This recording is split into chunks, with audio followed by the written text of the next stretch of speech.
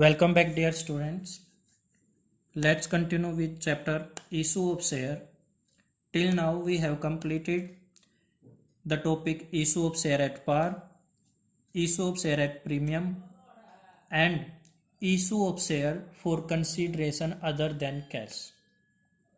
Our today's topic is call in arrear. That is one of the most important topic, and first of all we must be knowing the meaning of arrears. Arrears का meaning क्या होता है? It means outstanding.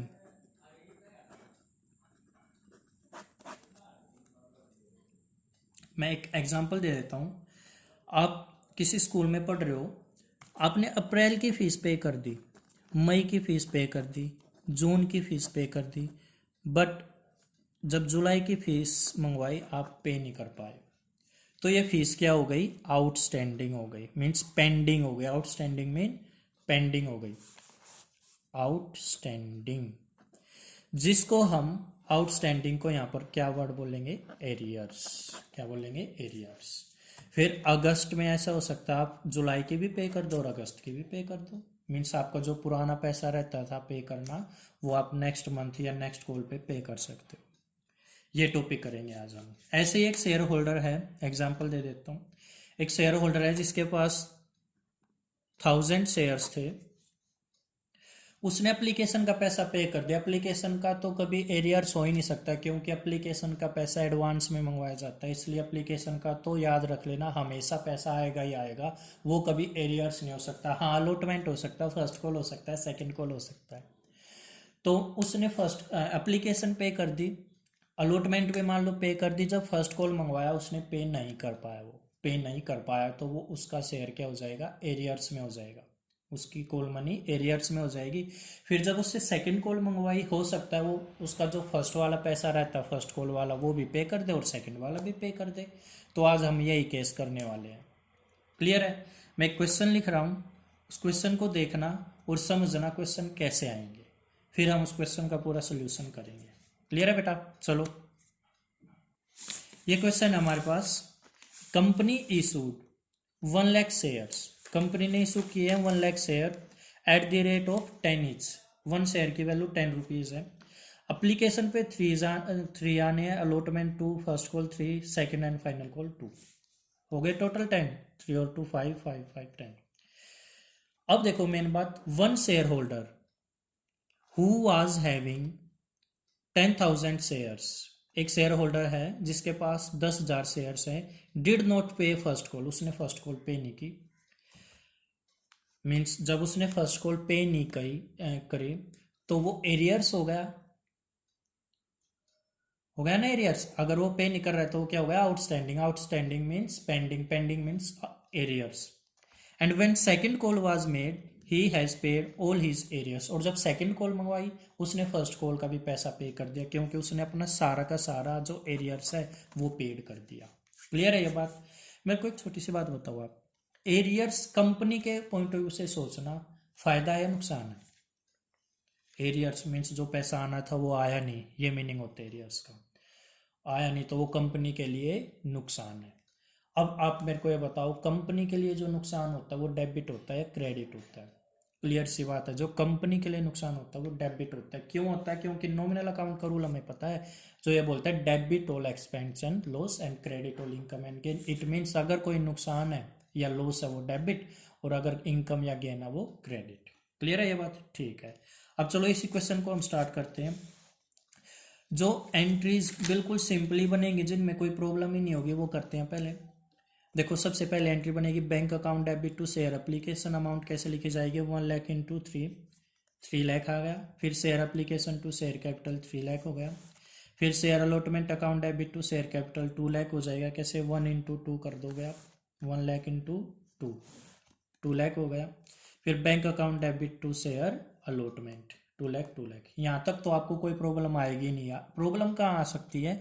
जहाँ पर पैसा आना चाहिए था, जैसे यहाँ पर फर्स्ट कॉल पे पैसा आना चाहिए था, बट एक शेयर होल्डर है जिसके पास 10,000 शेयर्स है, उसने पैसे पे नहीं किए. यहाँ पर क्या एंट्री बनेगी वो समझनी हमें. देखो वो कैसे करेंगे. पहले ड्यू की एंट्री कर लेते हैं. मीन्स फर्स्ट कॉल मंगवा लेते हैं, वो भी नॉर्मल एंट्री होने, उसमें भी कुछ चेंज नहीं होगा. Share first call account debit to share capital. कैसे लिखोगे? 1 लाख शेयर है और फर्स्ट कॉल पे 3 आने, तो 1 लाख इंटू 3, 1 लाख इंटू 3, तो यहाँ हो गया 3 लाख 3 लाख। ठीक है, अब आई है मेन एंट्री जो आपको समझनी है। Bank account debit to share first call. ये भी आपको पता है क्यों लिखा मैंने, क्योंकि आपको ये एंट्री आती है बनानी। देखो फर्स्ट कॉल पे कितना पैसा आना था भाई? 3 लाख। यहां तक लिखा आपने। क्या 3 लाख रुपीज पूरे आ गए? नहीं आए, क्योंकि देखो एक शेयर होल्डर है जिसके पास 10,000 शेयर है, उसने फर्स्ट कॉल का पैसा पे नहीं किया। इसका मतलब 10,000 पे फर्स्ट कॉल पे कितना आना था? 3 के हिसाब से मीन्स 30,000 रुपीज तो आया ही नहीं, नहीं आया ना। तो एक्चुअल में कितना आया होगा यहाँ पर? 3 लाख में से 30,000 नहीं आया, मीन्स 3 लाख में से 30,000 नहीं आया, तो 1,70,000 रुपीज आए होंगे। तो यहाँ पर पैसा जितना आया वो लिखेंगे 1,70,000। कितना नहीं आया? 30,000। क्या ये फायदा हमारा या नुकसान है? नुकसान है। नुकसान किस साइड आता है? Debit side. तो यहाँ पर लिख दो भैया हमारा कॉल इन एरियर है कितना? 30,000। ये एंट्री आई समझ में? डेबिट साइड क्यों लिखा ये? क्योंकि हमारा ये नुकसान है, इसलिए डेबिट साइड लिख दिया। ठीक है, अभी यहां पर मैं आपको 2 बातें और बताऊंगा, ध्यान से समझ लेना। I hope this entry is clear to all of you.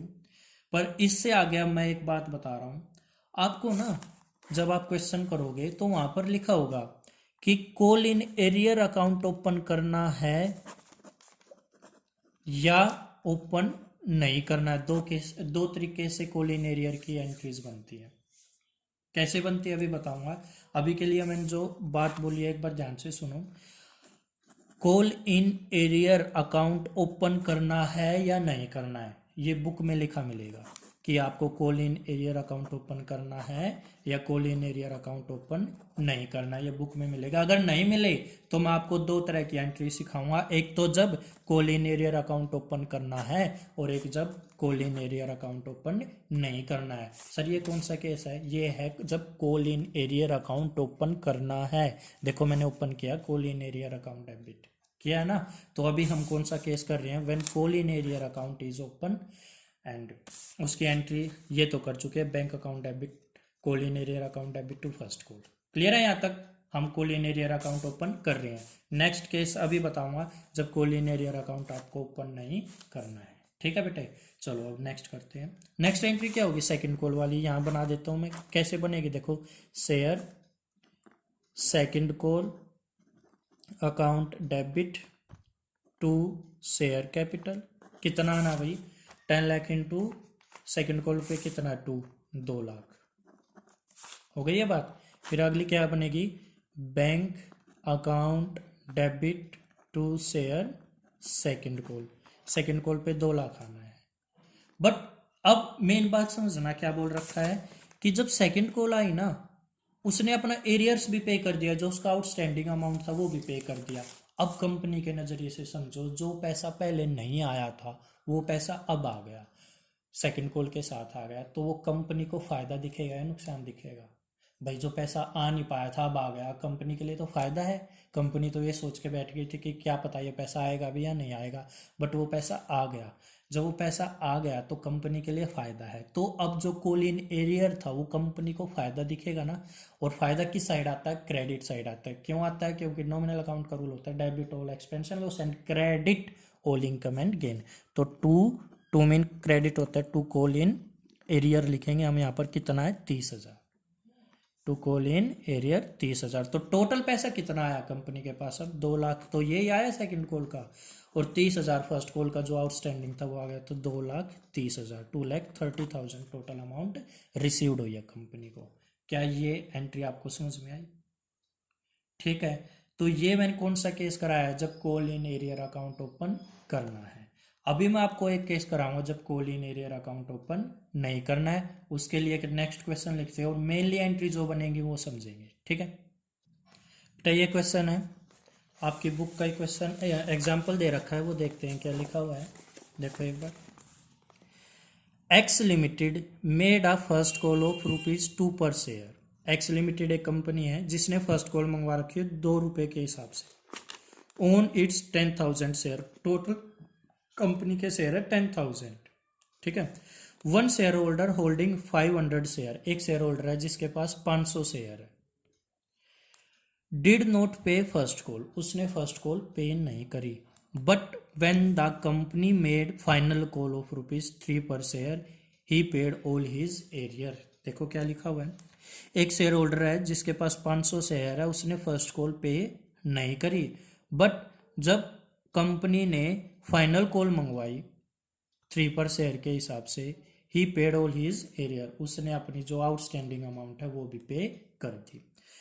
अब मैं टाइम वेस्ट नहीं करूंगा, आपको पता है जहां से गड़बड़ होनी स्टार्ट हुई है वहां से एंट्री समझने लायक है। पहली 2 एंट्री तो बिल्कुल सिंपल है, मीन्स एप्लीकेशन और अलॉटमेंट वाली एंट्री तो बिल्कुल ऐसे ही होगी। कैसे होगी, bank account debit to share application, total share कितने हैं 10,000, 10,000 इंटू एप्लीकेशन पे जितने आने होंगे वो लिख देंगे, यहाँ पर दे नहीं रखा एप्लीकेशन पे कितने आने तो इग्नोर कर देंगे। मेनली जो एंट्री हमने सीखनी है वो वहां से सीखनी है जब कॉल इन एरियर हुआ, ठीक है। तो आप अब दोनों केस करोगे, जब call in arrear account open करना है एक तो, और एक जब call in arrear account open नहीं करना है, और एक जब call in arrear account open करना है। गड़बड़ होने कहाँ से स्टार्ट हुई है, फर्स्ट कॉल से। तो पहले फर्स्ट कॉल की हम अमाउंट एंट्री लिखेंगे ड्यू वाली, मीन्स पैसे मंगवाने वाली, हम तो पूरा ही पैसा मंगवाएंगे। देखो कैसे, share first call account debit to share capital. भाई टोटल शेयर कितने हैं, टोटल शेयर है 10,000, और फर्स्ट कॉल पे आने कितने हैं 2 के हिसाब से, तो यहाँ पर कितना हो गया 20,000, 20,000। क्लियर है ये बात, ठीक है। यहाँ पर भी सेम एंट्री बनेगी बिल्कुल, ये एंट्री तो ड्यू वाली एंट्री है, मंगवाने वाली एंट्री है, फर्स्ट कॉल का पैसा मंगवाया, बिल्कुल डिटो सेम। यहाँ पर share first call account debit to share capital 20,000, इस एंट्री में तो कोई अंतर ही नहीं होगा बेटा। अब मेन एंट्री ये है जब पैसा आएगा, पैसा आया तो क्या एंट्री लिखोगे, bank account debit to share first call. भाई ये बताओ फर्स्ट कॉल पे आना कितना था 20,000, आया कितना ये देखते हैं कितना है। देखो एक शेयर होल्डर है जिसके पास 500 शेयर है, उसने फर्स्ट कॉल नहीं पे किया, मीन्स 500 के हिसाब से फर्स्ट कॉल पे आना चाहिए था 2, मीन्स 1,000 रुपीज आनी चाहिए थे। 500 इंटू 2 1,000 रुपीज आने चाहिए थे। एक शेयर होल्डर है जिसके पास 500 शेयर है, उसके पास से हमारे पास कितने आने चाहिए थे 1,000 शेयर, बट वो पे नहीं कर पाया, तो एक्चुअल में कितने आए होंगे 19 आए होंगे, 1,000 आए नहीं। तो यहाँ कॉल इन एरियर कितना लिख देंगे हम 1,000 शेयर। ये बात आई समझ में। अब ये कौन सा केस था, जब call in arrear account open करना है, और यहाँ पर जब call in arrear account open नहीं करना है। तो यहाँ पर ये एंट्री कैसे बनेगी, देखो क्या लिखोगे आप, bank account debit to share first call. भाई कितना आना था, आना तो था हमारे पास 20, क्या आया 20 नहीं आया, कितना आया है 19 आया है, 1,000 एरियर्स आउटस्टैंडिंग है। क्या यहाँ पर call in arrear account open करना है, नहीं करना। केस कौन सा है, when call in arrear account is not open, तो नहीं करना, तो डायरेक्ट यहाँ भी 19 लिख दो। मीन्स यहाँ पर कॉल इन एरियर अगर मैं लिख देता मान लो, फिर तो यहाँ 20 लिख सकता था क्योंकि यहाँ 1,000 आ जाता, जैसे यहाँ पर आया कॉल इन एरियर 1,000 और यहाँ 19, तो टोटल मिला के यहाँ 20 हो जाता, डेबिट और क्रेडिट इक्वल हो जाते। अब यहाँ डेबिट और क्रेडिट इक्वल ही नहीं होंगे, यहाँ पर अगर मैं 19 लिख दूँ और यहाँ पर 20 लिख दूँ, इक्वल नहीं हुए ना। इक्वल करने के लिए यहाँ क्या लिखता मैं 1,000 और यहाँ पर कॉल इन एरियर लिखता, बट यहाँ पर अब कॉल इन एरियर लिखना ही नहीं है क्योंकि केस क्या, call in arrear account open ही नहीं करना, तो दोनों जगह क्या आ जाएगा 19,000 आ जाएगा। I hope this entry is also clear to all of you. Next देखो, अब सेकंड कॉल मंगवा लेते हैं, share second call account debit to share capital 10,000 के हिसाब से कितने आने हैं फाइनल पे, सेकंड एंड फाइनल पे आने हैं बेटा 3 के हिसाब से, तो ये हो जाएगा 10 इंटू 30,000, 30,000 ठीक है, ये एंट्री भी बिल्कुल सेम बनेगी, share second call account debit to share capital 30,000 ये एंट्री तो बिल्कुल सेम बननी है। ये देखो अब कैसे बनेगी। यहाँ पर क्या हो रहा है, सेकंड कॉल का जब पैसा आया, जो हमारा एरियर्स है मीन्स जो पैसा नहीं आया था वो भी पे कर दिया, तो एंट्री क्या बनेगी, bank account debit to share second call पे हमने कितना मंगवा रखा भाई, 30,000। एक्चुअल में क्या है यहाँ 30,000 आया है? नहीं, उसने जो पिछला पैसा रहता है 1,000 वो भी पे कर दिया यहाँ पर, तो यहाँ कितना आया होगा, 31 नहीं आया होगा, क्योंकि 30 तो पिछला आया और 30 तो सेकंड कॉल का है, और 1,000 जो हमारा फर्स्ट कॉल पे एरियर था वो आ गया। ठीक है, 31 हो गया। अब डेबिट और क्रेडिट हमें पता इक्वल होते हैं, ये 31 है ये 30 है, क्या इक्वल हुए, नहीं हुए। यहाँ भी कितने की कमी रह गई, 1,000 की, टू साइड। अब यहाँ क्या लिखूं बेटा, एक बात बताओ, जो पैसा आपका पहले नहीं आया था अब आ गया, वो आपके लिए फायदा या नुकसान है? सर ये हमारे लिए फायदा किस साइड आता है, क्रेडिट साइड। क्यों आता है, नॉमिनल अकाउंट का रूल बोलता है अगर कोई फायदा हो क्रेडिट साइड आएगा। टू कॉल इन एरियर, ये हो गया फायदा। क्लियर है ये बात, आगे बेटा ये एंट्री समझ में। अब यहाँ पर ये क्या एंट्री बनेगी, जब call in arrear account open ही नहीं कर रखा हो, तो देखो क्या बनेगी, ऐसे लिखेंगे, जब सेकंड कॉल का पैसा आएगा bank account debit to share second call कितना बना, 30,000। यहां पर कॉल इन एरियर अकाउंट लिख दिया था, क्या यहां पर लिखा जा सकता है, नहीं लिखा जा सकता, क्योंकि कॉल इन एरियर अकाउंट तो ओपन करना ही नहीं है, यहाँ 31 आ जाएगा क्योंकि टोटल पैसा 31 आया। तो यहाँ पर क्या लिखूं कि यहाँ 31 है यहाँ 30 है, तो इक्वल हो जाए, यहाँ पर 1,000 आना चाहिए, क्योंकि डेबिट और क्रेडिट इक्वल होते हैं, 2 मीन्स क्रेडिट होता है। यहाँ पर हम क्या लिखेंगे, call in arrear account open नहीं कर सकते, बट ये बताओ ये पैसा कौन सा आया, 1,000 फर्स्ट कॉल वाला आया ना, तो फर्स्ट कॉल लिख दो, टू शेयर फर्स्ट कॉल, ये पैसा किसका, फर्स्ट कॉल का 1,000। क्लियर है बेटा ये बात। तो मैंने केस करा दिया आपको, जब call in arrear account open करना है और जब call in arrear account open नहीं करना है। ठीक है बेटा, आ गया ये पॉइंट समझ में। क्या क्वेश्चन था कि भाई टोटल शेयर थे 10,000 और उनमें से बाकी सब ने पैसे पे कर दिए, 9,500 तक सबके पैसे आ गए। एक 500 शेयर ले रखे थे एक बंदे ने, उसने फर्स्ट कॉल का पैसा पे नहीं किया और फिर सेकंड कॉल के साथ पे कर दिया, ये केस था। अब हम एक क्वेश्चन करते हैं बुक से, और क्लियर होगा ये टॉपिक। देखते हैं क्या क्वेश्चन है। इलस्ट्रेशन नंबर 15, प्रैक्टिकल का आप खुद करोगे, इलस्ट्रेशन मैं करा देता हूं। देखो क्या लिखा हुआ है, Chandra limited issued 15,000 preference share of 100 each at a premium of 5। Payment were to be made as follow. देखो चंद्रा लिमिटेड ने 15,000 प्रेफरेंस शेयर इशू किए हैं, किस हिसाब से, 100 each at a premium of 5%। Application पे 25, अलॉटमेंट पे 45, 35 फर्स्ट एंड फाइनल। अप्लीकेशन कितने के लिए मिली है, 14,000 शेयर के लिए। एंड ऑल वर एक्सेप्टेड, सभी एक्सेप्ट हो गए। बेटा देखो मैंने आपको बताया था, अगर इशूड दे रखा हो और फिर अप्लीकेशन कितने के लिए आई, 14,000 के लिए, इशू कितने करे, 15,000, तो किससे मतलब अब हमें, जितने के लिए अप्लीकेशन आई। इसको जैसे भूल जाओ, इससे मल्टीप्लाई करके लिखना एप्लीकेशन के सामने, कैसे लिखना भी बताऊंगा। All the money were duly received accept mean छोड़कर, किसको छोड़कर, फर्स्ट एंड फाइनल कॉल। और कितने शेयर पे, 200 मीन्स किसी के पास 200 शेयर थे, उसने फर्स्ट और फाइनल कॉल नहीं पे करी, बाकी सारा पैसा आ गया। एंट्री पास करनी है आपको। तो देखो सबसे पहले क्या एंट्री बनेगी, bank account debit to share application. बस अगर प्रेफरेंस वर्ड लिखा हुआ तो आगे शेयर के आगे क्या लिख दिया, प्रेफरेंस। अमाउंट कैसे लिखोगे, कितने के लिए एप्लीकेशन आई है, 14, तो 14,000 इनटू एप्लीकेशन पे कितना, 25, मल्टीप्लाई कर दोगे ये आ जाएगा। ठीक है, ये एंट्री बिल्कुल सेम है, कोई प्रॉब्लम ही नहीं होगी इस एंट्री में भी। Preference share application to preference share capital, amount लिख दिया अपनी सेम। यहां पर देखो बेटा, फिर अलॉटमेंट का पैसा मंगवाएंगे, preference share allotment to share capital to security premium reserve. Sir ये कैसे आया? देखो प्रीमियम दे रखा कितना 5%, और अगर कुछ ना बताए प्रीमियम कहाँ पर आना है तो आप कहाँ पर मान के चलते हो? हमेशा अलॉटमेंट पे। कहाँ पर मान के चलते हो? अलॉटमेंट पे। तो ये 5% कैसे निकाला आपने? 100 का ईच के सामने कितना लिखा? 100, इसका 5% निकालना है, तो ये हो गया 5। तो अब ये अमाउंट कैसे लिखी है? देखो 14,000 इंटू अलॉटमेंट पे आना कितना भाई? 45। तो 45 तो यहाँ लिखा हमने। ये अच्छा इंसान अपने आप से मतलब लिखता है। 14,000 इंटू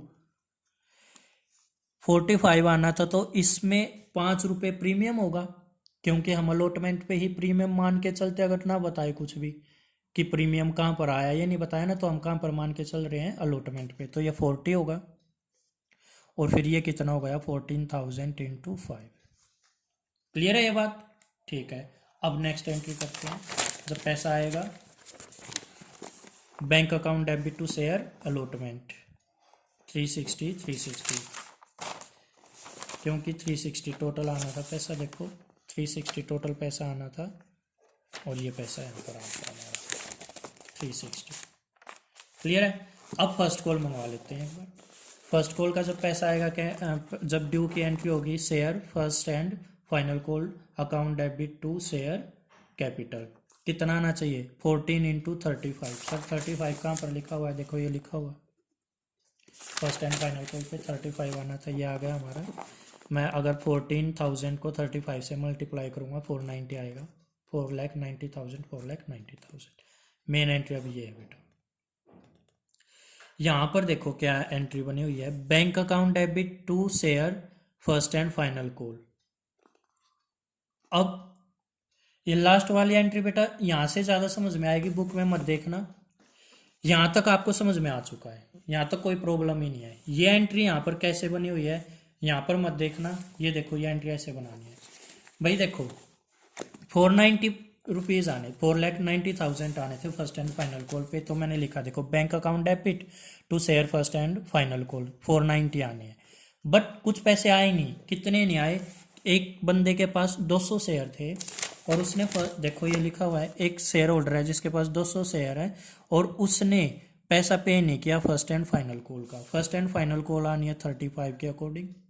तो इसका मतलब मैंने इससे मल्टीप्लाई करा, 7,000 रुपीज़ नहीं आए। तो कॉल इन एरियर कितना हो गया? 7,000। तो देखो मैंने लिख दिया कॉल इन एरियर हो गया हमारा 7,000। 490 आने थे, 7,000 आए नहीं, तो आए कितने होंगे? 490 माइनस 7,000 मीन्स 483 आए होंगे। तो ये लिख दिया पैसा जितना आया बैंक अकाउंट डेबिट 483। इसमें ये एंट्री अलग अलग कर रखी है, मैंने जोड़ के कर दी। आप ऐसे कर लेना, ऐसे ज़्यादा बेटर रहेगी। ये कुछ समझ में आया होगा बेटा। एक छोटी सी बात और इसमें ऐड कर देता हूँ बस, फिर ये हमारा टॉपिक ख़त्म हो जाएगा। इंटरेस्ट भी लगता है अगर कॉल इन एरियर हो जाए, कोई पैसे पे ना कर पाए टाइम पे और बाद में पे करे। तो अगर ऐसा ना हो कि ब्याज ना लगे, उन पे इंटरेस्ट ना लगे, सब लेट पे करना स्टार्ट कर देंगे। अभी तो एक ही शेयर होल्डर ने पे किए लेट, और अगर उस पर कुछ पेनल्टी ना लगे, कुछ पनिशमेंट ना दे, तो सभी लेट फीस पे करना स्टार्ट कर देंगे। आप ही बताओ, अगर आप स्कूल में लेट फीस पे करते हो तो क्या आपसे कुछ फाइन ले लेते हैं कई बार? तो ऐसा ही यहाँ पर है, अगर कोई शेयर होल्डर लेट पे कर रहा अपने पैसे, अगर उसका कॉल इन एरियर हो रहा, तो उस पर ब्याज देना पड़ता है, इंटरेस्ट देना पड़ता है, ताकि वो नेक्स्ट टाइम अगर लेट दे तो सोचे कि भाई इंटरेस्ट भी देना पड़ेगा अगर मैं लेट पे करूँगा। ऐसे करके अगर इंटरेस्ट लगा दे कंपनी, तो कोई भी लेट फीस या लेट कॉल पे नहीं करेगा। तो नेक्स्ट टॉपिक क्या है? Interest on call in arrear. But एक खुशी की बात यह है, ये आपका सिलेबस में नहीं है interest on call in arrear, इसलिए नहीं करना। जस्ट फॉर नॉलेज बता दिया। अगर लेट फीस पे लेट कॉल पे कर रहे हो आप, अगर आपका कॉल इन एरियर है, तो कंपनी इंटरेस्ट चार्ज कर सकती है आप लोगों को। क्लियर है यहाँ तक? तो बेटा आज का हमारा टॉपिक था कॉल इन एरियर।